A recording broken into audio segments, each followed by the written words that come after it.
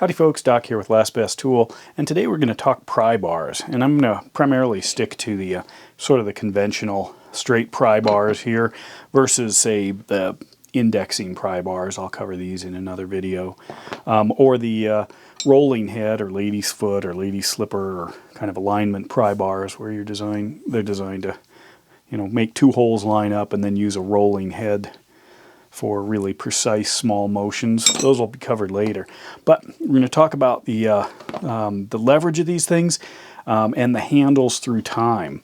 And let's go ahead and start out with the leverage. What if I told you that this particular pry bar had exactly the same leverage as this pry bar? Or if this pry bar had exactly the same leverage as this pry bar? Would you believe it? Do you think these are the same? Well, it turns out they are. So let's take a look at that.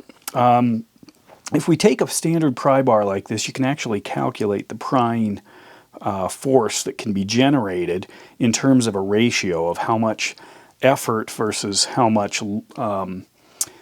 lift or how much prying you can get on the other end by looking at the space between the fulcrum and the lifting point and the fulcrum and kind of the main core of the handle.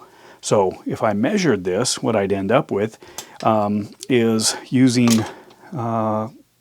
tape measure. I'd get about an inch here, and I'd get about 6 inches here.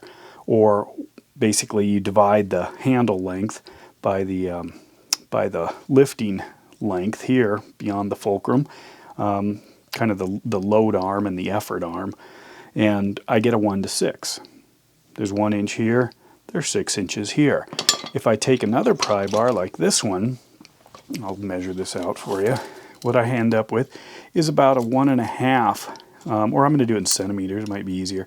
This is about 4 centimeters here.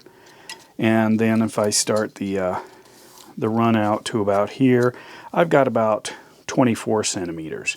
So 24 divided by 4 is 6, or a 1 to 6. Grab this guy here. This part now out to this rollout extends to approximately, looks like about 6 roughly.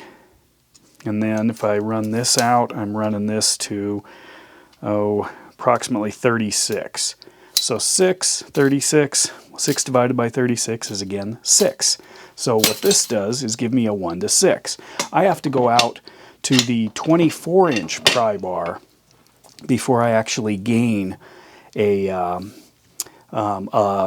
basically a leverage ratio greater than this tiny one here. And when I get out to this one, it actually turns out to be a 1 to 9 ratio. And then I can go up. This one, I believe, getting out to this great big 36-inch one is a 1 to 10. So basically that means one push, say 1 pound of force here equals 10 pounds here, or 100 here. Would be 1,000 out there. So a 200-pound person leaning on that handle would give you about a ton's worth of pressure. Now, the reason it doesn't feel like we're getting such a huge amount here is because this is pretty small. It's harder to get that kind of leverage, and you might end up bending or snapping this thing off. But I've noticed that personally where I've grabbed a bigger one and I didn't feel a significant increase in leverage. It's because there isn't one. You are moving to a greater distance traveled. You are moving to a wider leveraging platform, but the ratio is still exactly the same. The other thing with these style of pry bars that you might notice is you can use them with the little bit longer ones. You can use them. This is a kind of a traditional class 1 pry bar where the fulcrum's in between the load and the effort here. But what you end up with if you wedge this down in, say, an engine bay, and you put this as the fulcrum, so this is actually up against something, and then you are using this part kind of prying. This is like a second class lever, and what that actually does, and that's used for like belt tightening, things like that, is you've almost reduced this down to a 1 to 1. If you're pushing right here against something, this is a leverage point here, and you're trying to lift it like that, and it's in the middle, it's a 1 to 1. So that's why you don't have a huge amount of leverage when you're trying to, say, tighten an alternator belt. Next thing I want to show you is the handles. And basically here, what we've got are the progression of snap-on handles over recent times. But there's more to this story. This was the earliest one that I could find. I'm not sure what they had before this. It's their plastic. It's not very big. So when they moved to this style, they opened up the size. They increased the real estate around the blade shaft, which was critical to avoid breaking it. Went with their kind of screwdriver handle, and that's not always the best because this is designed as a screwdriver handle, not a prying bar handle, and a pry bar handle should not have corners. So you think they would have learned that here, but they didn't. Then the next progression is they took a similar form of the handle, but they put a striking cap on it, but they did something else that's a little harder to see. And that is the shaft in here obviously extends all the way to the striking cap. How far do you think the shaft in this one goes? To about right here. And in fact, this shaft probably goes to about here. How do I know? Well, when I first was trying to figure this out, I actually got a flashlight, and I thought I'll just shine a really bright light, you know, on this thing and try to figure out where the thing, the actual metal ends, and I can see it's about right here. And I was trying to do this with some others, but my flashlight was too bright, and as you notice, smoke is coming off of this thing now. All I did is put a little bit of electrical tape on it, and it's too hot, so I can't do it with a bright light, so instead I got a magnet.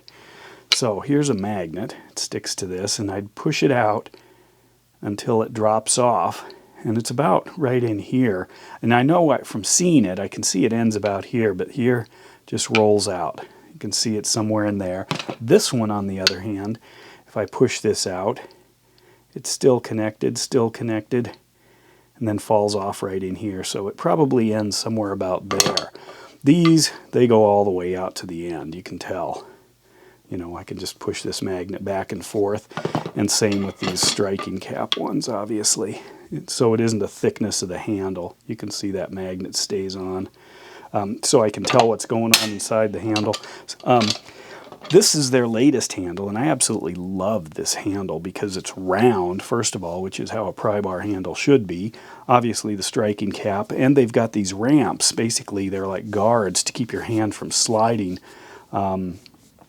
off the pry bar, you know, when you're pushing or doing something aggressive. And there's a little protection here when you're hitting with a hammer. This kind of shape is almost the opposite. It's tapers going out, and then this is really slippery and not much of a guard, you know, for sliding forward as you're hitting, you know, if you're using it aggressively. Also the corners, you can really feel those when you're grabbing it, so it should be round, because a lot of times you can't, I mean, the pry bar is not one direction. It can be all kinds of different directions, so you need to be able to grab it 360 degrees. But also they put indexing marks here. You might think those are for your thumb, but you could use it for that, but it also tells you where the blade is. So if you were wedging along trying to get it in somewhere and you couldn't quite see the blade, you would also know where the blade is, so you could line it up with what you were after.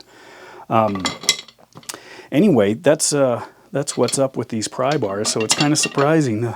You know, the amount of leverage is pretty much fixed until you get out to the big guns. I will mention, I'm glad they didn't put the Instinct handle ever on one of these pry bars, because this would have been a total disaster. This is a hard handle here, but this thing, I mean, there's no prying direction of this handle where it actually feels good. This is a precision rotation handle. This is not a pressure handle, and that's probably good, so you shouldn't use your screwdrivers as a pry bar. But anyway, that is the information I wanted to share about pry bars. And with that, Doc out.